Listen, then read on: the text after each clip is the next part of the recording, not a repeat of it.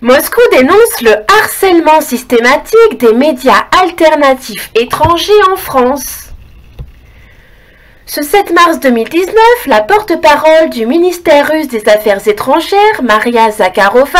est revenue sur les accusations portées par différents responsables politiques français à l'encontre des médias alternatifs étrangers, dont notamment RT France et Sputnik. Fustigeant une atmosphère toxique, je cite, elle a évoqué l'idée de transmettre à l'Organisation pour la sécurité et la coopération en Europe, l'OSCE, un dossier complet concernant les pressions politiques exercées sur les médias étrangers dans l'Hexagone. Je cite,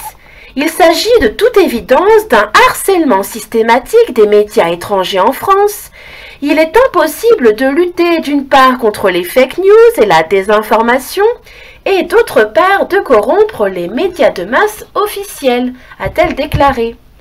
Une fois de plus, nous sommes dans une situation où les autorités françaises cherchent par tous les moyens à limiter l'activité des médias alternatifs étrangers dans leur pays, exerçant une pression insoutenable sur leurs partenaires français, créant une atmosphère toxique et de défiance totale autour de la presse étrangère, a-t-elle ajouté.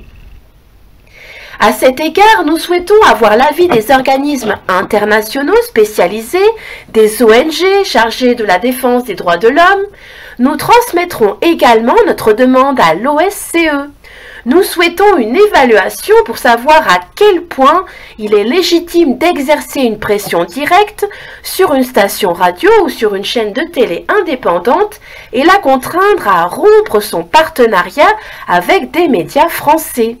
Nous souhaitons savoir si cela est conforme au principe de la liberté d'expression et au respect de l'indépendance de la presse, a-t-elle poursuivi.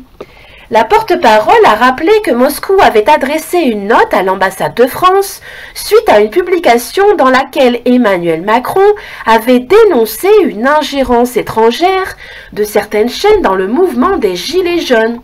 notamment de RT France et de Sputnik, qui présentaient un direct pour les Gilets jaunes toute la journée, et ce pendant les 16 actes. Nous attendons depuis un mois au moins la réaction de la partie française à la note diplomatique russe qui demandait la confirmation ou le démenti des déclarations faites par le président français Macron, dans lesquelles le chef de l'État avait qualifié notamment l'agence Sputnik et RT comme des médias pro-Kremlin, pro-Russie, les citant aux côtés d'autres représentants de mouvements politiques radicaux français, dont des ultranationalistes, a-t-elle fait savoir. Maria Zakharova a en outre rappelé que les propos d'Emmanuel Macron avaient paru dans Le Point sous forme de propos rapportés. Alors, en petite parenthèse, je voulais spécifier qu'en général, les notes diplomatiques, il faut y répondre relativement rapidement à l'échelle internationale entre les pays pour qu'il n'y ait pas de conflit diplomatique et qu'ensuite les pays respectifs rappellent leurs ambassadeurs notamment. Donc vraiment, on est toujours dans une logique de perversion narcissique avec un pouvoir français, donc franco-allemand, et en fait, derrière ça, c'est un pouvoir européen, de l'Union européenne, qui refuse totalement le dialogue jusqu'à insulter et dénigrer les inspecteurs de l'ONU concernant les droits de l'homme à propos de tout ce qui se passe en France.